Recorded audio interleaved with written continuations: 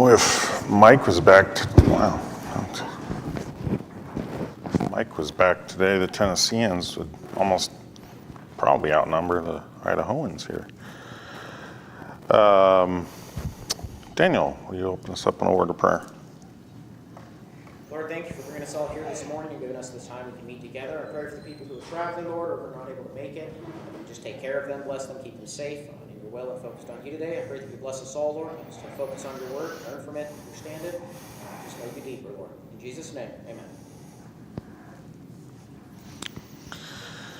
You know how when you have like a hostage crisis or something and it goes on for days, you're on day X, you're on day 37 of the hostage crisis in Iran or something like that. I'm on like day 4 of a crisis of my own, and that's when my wife's not here. She flew away to Michigan to go to a wedding, her mother's wedding. It's like, come on. Anyway, one more day. No, she's having a great time. So appreciate your prayers for her. She had a pretty rough flight out there, not as far as the landing was bad, but everything else was fine, other than she had to get up at like 3 in the morning. But Forrest is actually out there too. And it's been good because her mother didn't have the greatest marriage previously. Her prior husband was not a good man, but she stayed married to him until he died. And you got to admire that sort of tenacity, but it also left some kind of scars on her. And so it was good that my wife was there and able to help her kind of get over the fear of getting married again to somebody who, I'm sure he's not perfect, but compared to the previous person, be an incredible improvement. And I'm actually kind of excited for her because she swore she'd never get married again. And, God told her to get married. It was simple as that. The guy was friends with her. He made his intentions known, like, hey, my wife's dead, your husband's dead, we like each other, but she was like, no. So, but then finally God convicted her and said, why are you ignoring what I'm trying to do here? And so it's interesting. And I'm confident she will have a good marriage. And so it's just kind of neat to see. Sometimes I think as we get older, we think that God's done with us. And, God's not done with you until he's done with you. So my mother-in-law is turning 70. In fact, I just read about a D-Day veteran, and one of them was 90 and one was 96 that got married. So it's interesting. We are in chapter 18, but I want to talk about chapter 8 a little bit. So before you turn to 18, go ahead and turn to 8. I was reading this yesterday as I tried to do, try to read a chapter a day. Yesterday was the 8th, therefore I am reading the 8th chapter. Occasionally I read the wrong chapter because I get the day wrong. But, so I want to just read, I think up to 21. And the whole chapter's great. It's, the Bible's always great. But I sent this to all my sons actually, and I said, hey, read this. Make time to read this today. And because this is what I'm trying to get across to my children, especially my boys, about why we want wisdom. Why wisdom is so important and why we should pursue it. So, verse 1. Doth not wisdom cry, and understanding put forth her voice? She standeth in the top of high places, by the way in the places of the paths. She crieth at the gates, at the entry of the city, at the coming in at the doors. Unto you, O men, I call, and my voice is to the sons of man.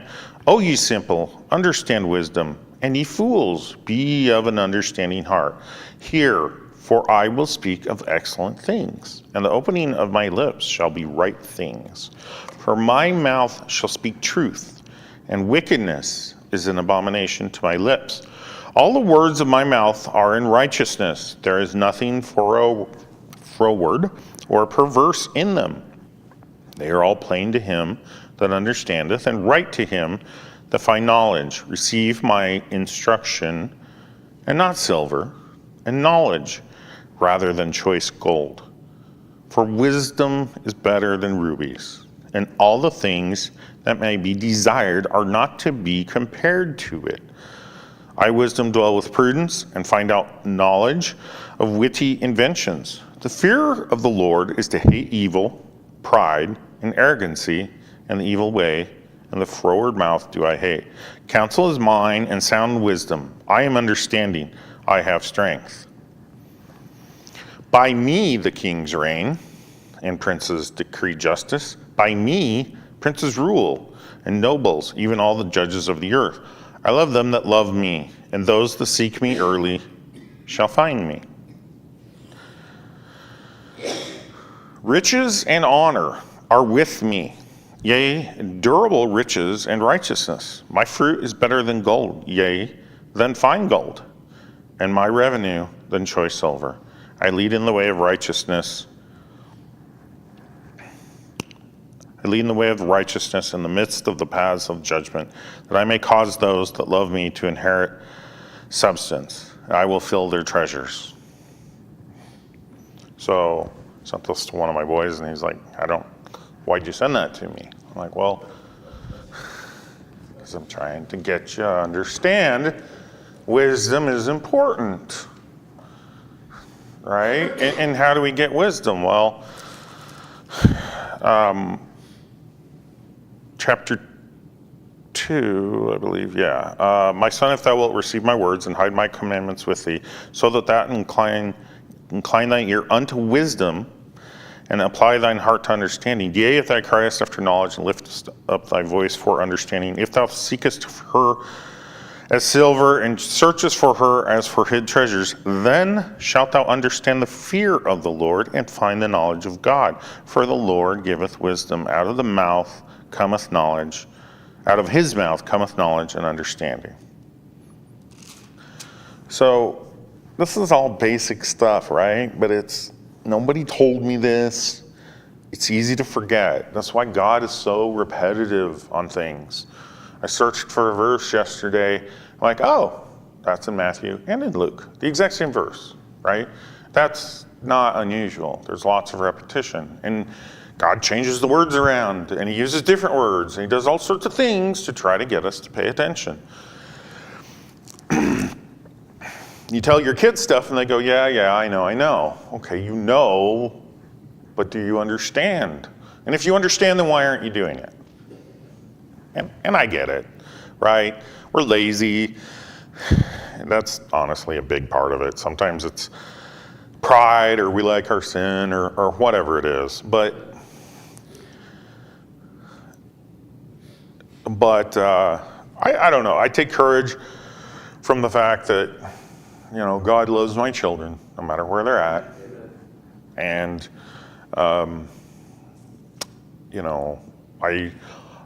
I know all of them are saved. I'm convinced of that. And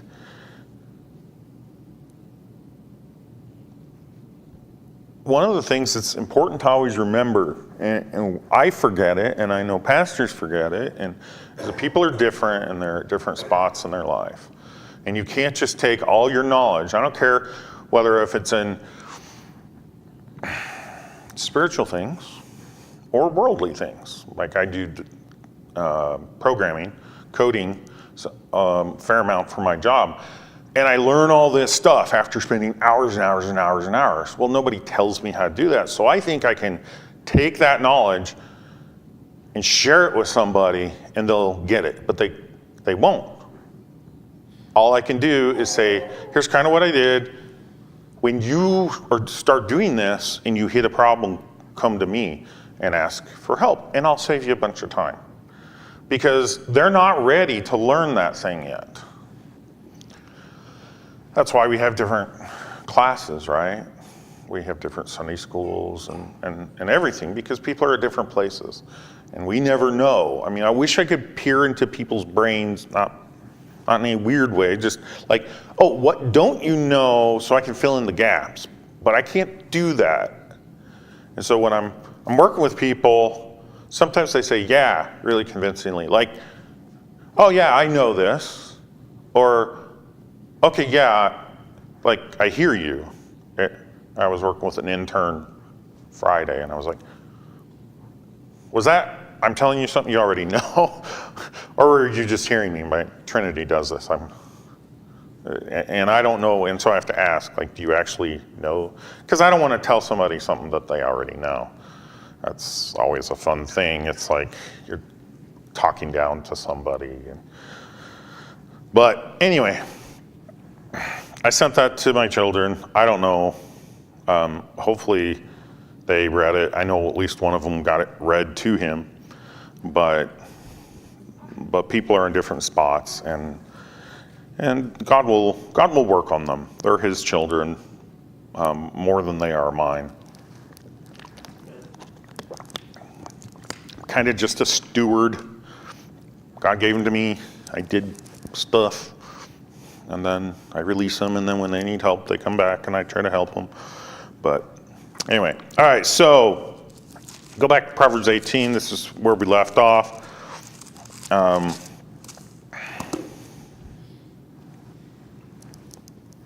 We'll go ahead and start in verse 12. Before destruction, the heart of man is haughty, and before honor is humility. That verse probably stands by itself.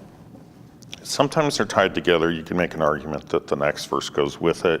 The next verse says, he that answereth a matter before he heareth it, it is folly and shame unto him. Either way, we're talking about foolish behavior, but one's a bit different. Pride goeth before the fall. We've heard that, right? And that is so incredibly true. You can see it in the Bible. You can see it in the world. You can see it personally. I try to stay humble. Sometimes I find myself getting proud.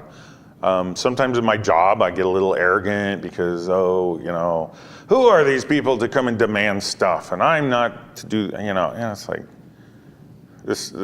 my newer job is a little bit more like that than my old job. My old job, I was a servant, okay? It was my job to respond to requests as a servant would. Like, yes, sir, and whether I liked it or not. And that was actually really nice because I knew my role. But in my current job, I have all these conflicting priorities. And so sometimes I get a little frustrated and irritated when people are like, hey, you got to do this. I'm like, says who?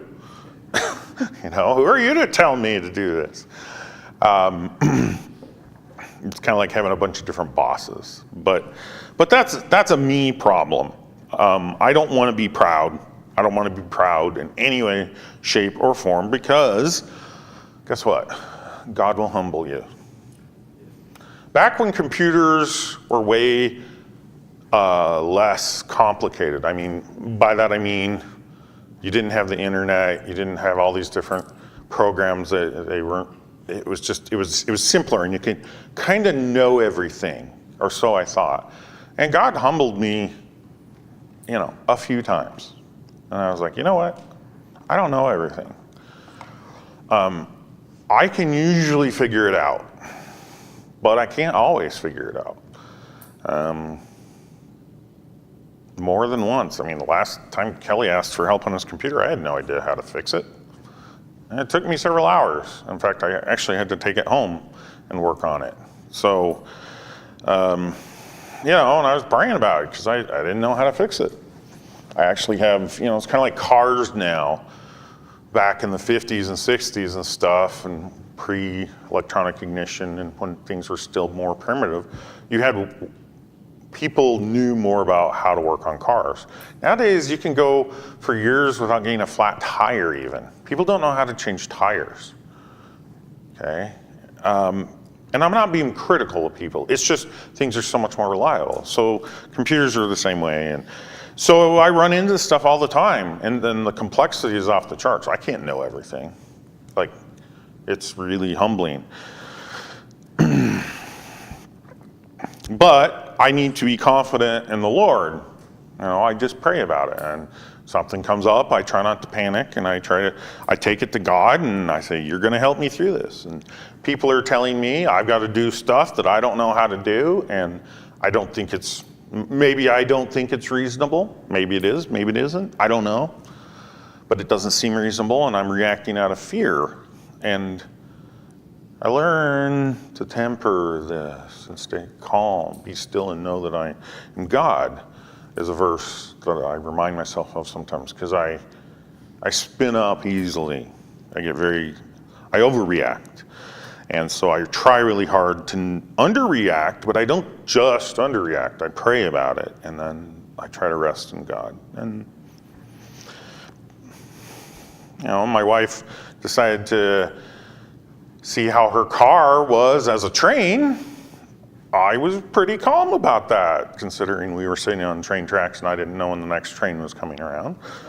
I didn't yell. I didn't say, "What are you doing?" It was too late. And thankfully God helped me react appropriately in that situation. I could have made a bad situation much worse. And God, I give credit to God for not doing that. So pride, it can creep up on you. The worldly term, I guess I would say, is ego. You can have a big ego. You think you're, I don't know. I got this phrase from my brother-in-law. All that and a bag of chips. You think you're something special. Well, you're not. And everybody in here, I think, probably understands you need to be humble and stuff. But the important thing to realize isn't just that you shouldn't be prideful, because that's a sin, but before destruction, the heart of the man is haughty. So bad things will happen. And before honor is humility. You have to be humble in order to get the honor. So if you're proud, you're never going to get honor. So if you're being frustrated in your job and you're thinking, I deserve this, well, guess what? You don't. Maybe you put in the time, but you don't deserve really anything except and we deserve death for sin, right? We don't want to get what we deserve because it's not what we expect. Now, verse 13, I think guys are really bad at, especially with their children. Verse 13, he that answereth a matter before he heareth it, it is folly and shame unto him. But when you got the answers, why do you need to wait? I mean, hey, Dad, I have a math assignment. Well, here's what you do, You work on it now. I'm like, would I have worked on it now when it's not due till, the weekend's over? Like, I was a lazy kid too. I procrastinated. So, but it's important to wait. And Job's friends, they came from long distances. And the one thing I really give them credit for is they waited a week before they said anything. They just sat there with him. And they waited a week. Now, they should have waited longer before they opened their mouths, but at least they waited a week, because everything they said after that was not helpful to Job. But if you have a tendency to speak out of turn, we really need to work on that. And it's important to remember that God says it is folly and shameful. It's not just rude or you're trying to be efficient. That's something I heard recently. It's like we think frequently, like as a dad or a colleague or a boss at work, the efficient way is the direct way.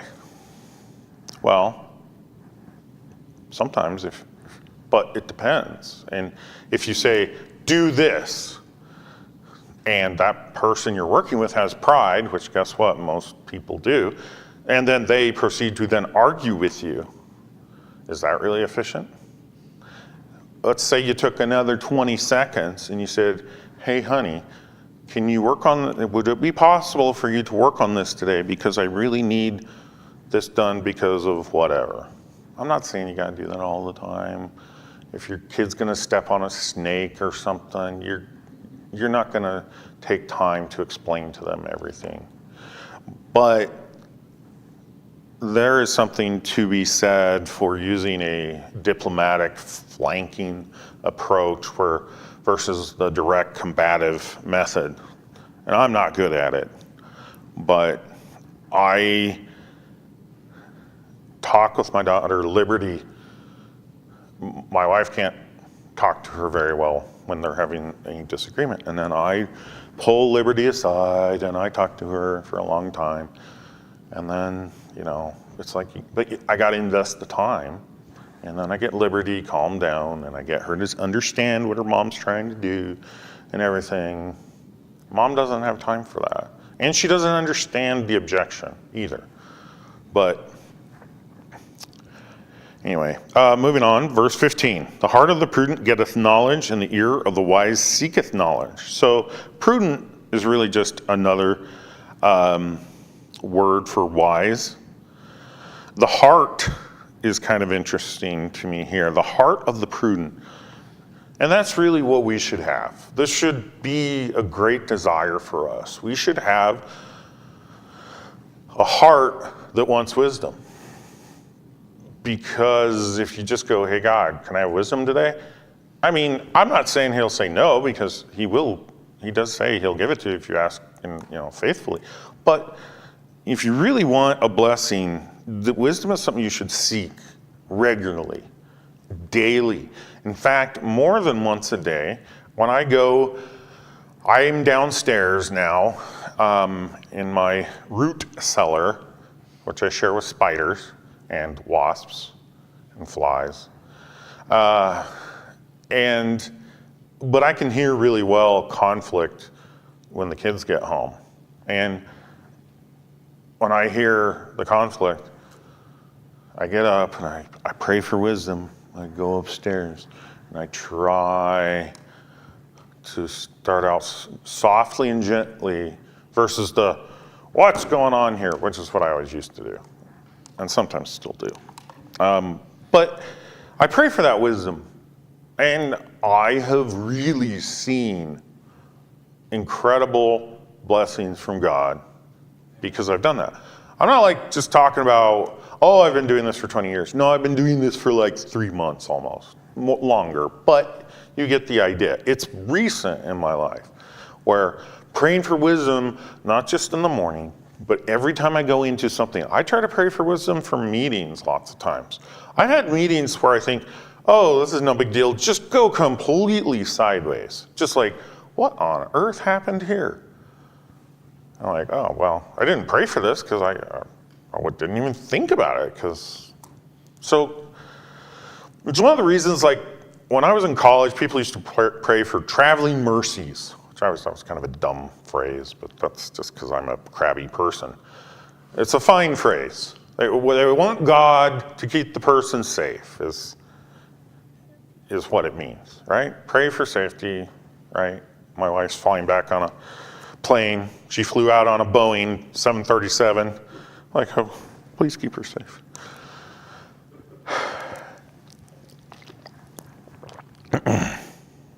But honestly, we should pray way more for that stuff because people die all the time traveling. Granted, plane trips are pretty safe, but when they do have an accident, they're usually really, really bad. Car accidents all the time. I mean, there's at least 2 people in my high school within a short span of time that like rolled their cars on our dirt roads and weren't wearing seatbelts because nobody wears seatbelts in Fairfield, and killed themselves, broke their necks. I had a friend who moved away, and his dad was one of my teachers, and he dove into a pool, broke his neck. It destroyed, it devastated the parents. They weren't saved. Saw his dad later, and he had just pure white hair. So, it's always something we should pray for. And God is good. I remind myself if I forget to pray for something, there's other people to pray. Plus, God is good.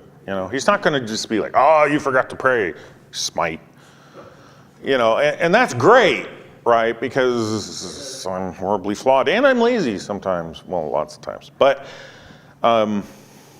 so I remind myself of that, and try to tell my children that just God still loves you, even if you're not a perfect Christian. And also, nobody's a perfect Christian. Sometimes when I was at Bob Jones, it was really frustrating because it was like they had this almost like this method, like checks, a checkbox. Go to church, go do this, do this, do this, do this. To be a perfect Christian, and some of those perfect Christians weren't saved. So, and it's also why I remind myself people are in different places, plus people are different. And I remember the tract ministry we support. Can't remember the name of that. Okay, well, probably for some reason.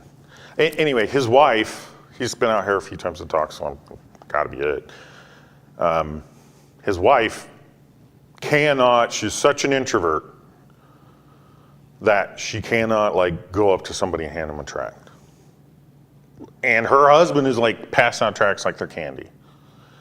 It's quite the contrast, right? But she mails them to people, and she sends them when they pay their bills. So she finds a way to be involved, and I'm sure she's praying lots too. And that is something, if we have our mental faculties, we can always pray. All right. Verse 16. A man's gift maketh room for him, and bringeth him before great men. Now this one is really quite, I don't know what the gift is. Is it the gift of salvation? Is it a spiritual gift? But in in Proverbs 17:8, we had another verse. A gift is as a precious stone in the eyes of him that hath it, whithersoever it turneth, it prospereth. And a lot of the commentaries I've read think that that's a bribe. And maybe it is. But we also have a gift here where it sure seems like a good thing. A man's gift maketh room for him. So, I don't know. I've been praying about this, and, maybe, God seems to, just making this connection between a few verses is interesting. So, sometimes, I think in Proverbs, I don't know that God's trying to hide anything, but I think there's always stuff that is a little bit hard to be understood. And so, but in this case, it seems definitely like a good thing. So, I hope to, unpeel that onion completely at some point. Moving on. He that is first in his own cause seemeth just, but his neighbor cometh and searcheth him. Have you ever seen one side of the story, or heard one side of the story, and you've just been outraged? Because I have a lot. And then have you ever gotten the other side, and you're like, oh, that's different. That changes things. That's happened to me a lot too. Enough that I try to not react to whatever it is immediately. I think probably, I'll give you a personal example. Forrest was staying out in Michigan a few years ago with Grandma Sue, who got married yesterday, and they had much conflict because he liked video games and she doesn't. And she's telling him what to do, and he's a teenage boy. And so, they mostly got along, but they had a lot of conflict too. And so she called, I think, Rebecca once and said, Forrest said something horribly rude to her, and then blah, blah, blah. And I called Forrest angry, and he's like, why, what's going on? And then he gave his side of the story, and it was like, okay, you were joking. You shouldn't have said that. She took it not as a joke, but it wasn't meant with disrespect. And so that changes things. If somebody says something horrible to you, which guess what? Guys do that all the time. I mean, we're always saying mean things to each other. That's the way we show affection. If you really mean it, there's a difference, right? And we all know that intent matters in life.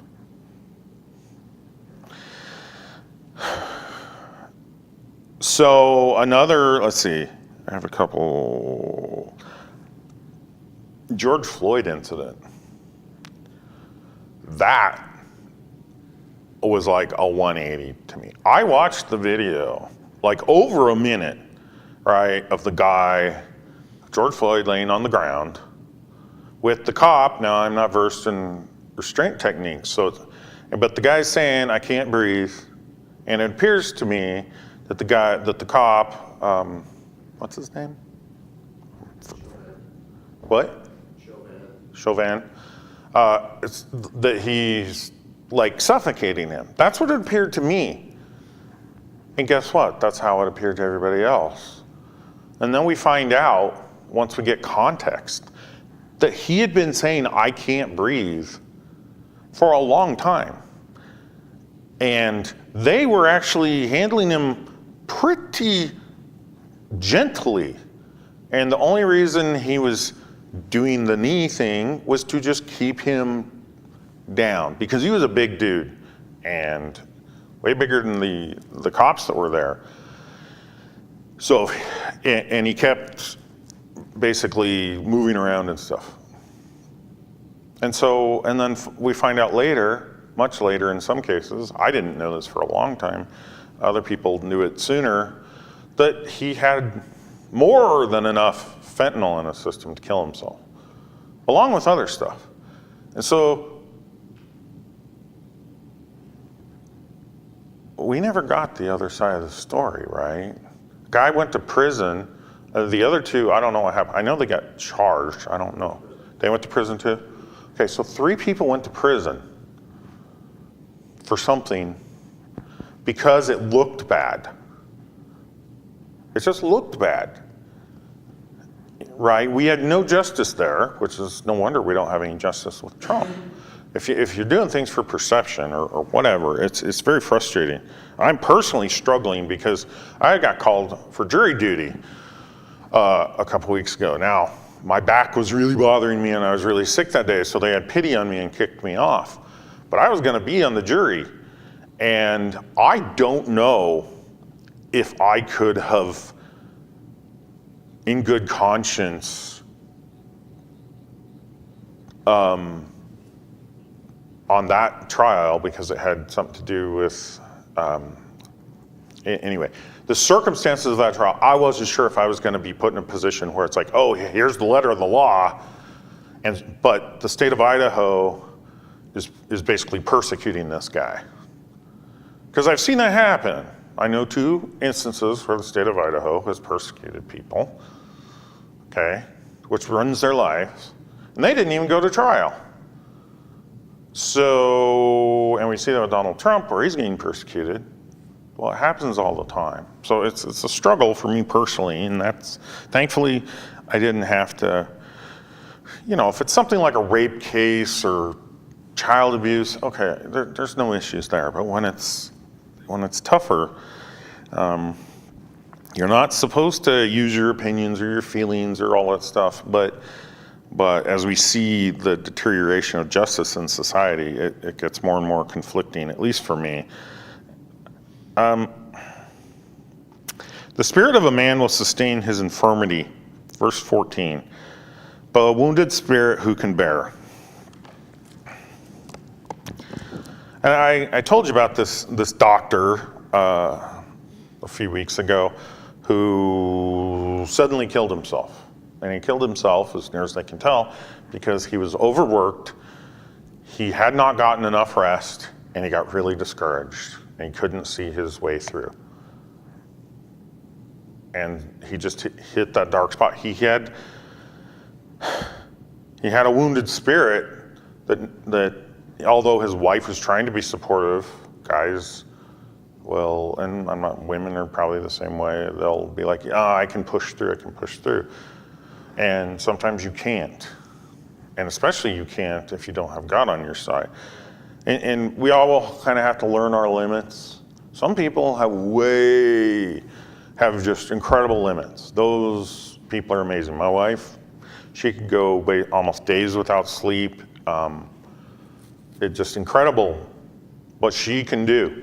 And I'm like, if I don't get a good night's rest, I'm depressed and miserable and all sorts of stuff. So, we need to know our limits. But, and I also looked at POWs, and it's like, there's lots of POWs who would just die. And there's lots of POWs who live through just horrific things. And it's all about the spirit, really. Yeah, there were health issues for some of them, and they died because of that. But the spirit, that desire to live,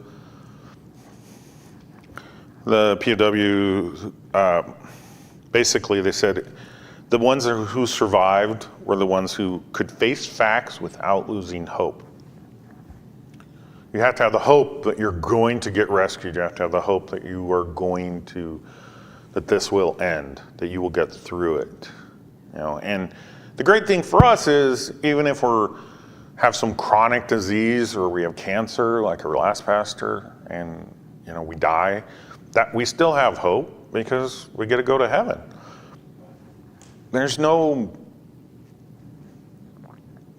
somebody who said she divorced her husband who had cancer and was fighting it for 5 years or something because he was having a pity party or whatever. She just got tired of it. It's like, well, he has no hope. If you're unsaved, you don't have any hope.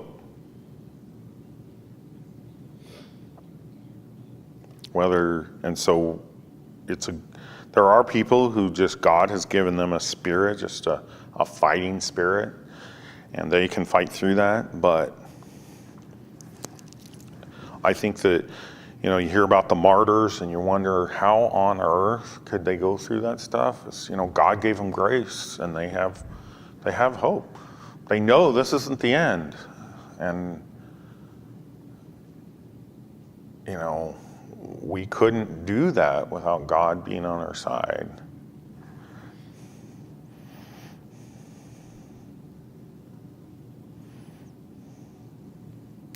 I'll close with verse 15. It's really just more, oh wait, sorry, I already did that.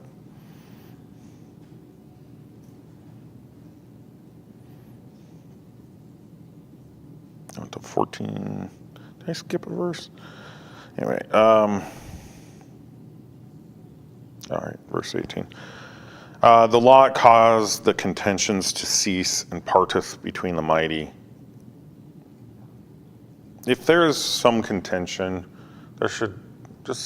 we need to seek a mediator. That's kind of what the law is. That's God choosing how it's going to go. There's no coincidences. There's no random chance. I don't like the idea of making decisions by like flipping a coin. If it's anything important, I want to pray about it. I want to take it to God. I want to, use His Word and stuff. I don't want to flip a coin. I guess I could do some, study, and one way I could follow this and then flip a coin on the other and see if they matched up. I don't know. But the point of the matter is, whether it's in church or it's in the family or if it's at work or anything, we should try to find some form of impartial judge so that they can really, peel that apart. And that's kind of, our court system, that's what that is, but it's expensive and time consuming and stressful. And so that's not necessary. And it's especially not necessary with Christians. You shouldn't be going to the court system, suing each other. You should be able to take it to somebody who's unbiased, like your pastor.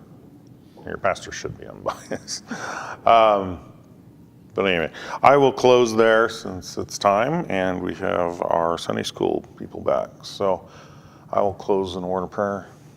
Dear Lord, we thank you for loving us and just bringing us here today. We just thank you for this church and the preachers and teachers we have in it and the people who are faithful and come to hear. We thank you for that, Lord. It's a great blessing, and we don't appreciate it enough. But we thank you for that. We thank you for the gift of salvation that you've given us. And we just thank you for all the many blessings you give to us each and every day. We don't deserve them, but you love us, and we thank you for that. And I just pray that you would bless the services, the song service and worship service and everything, Lord, and just pray that you would bless our hearts today.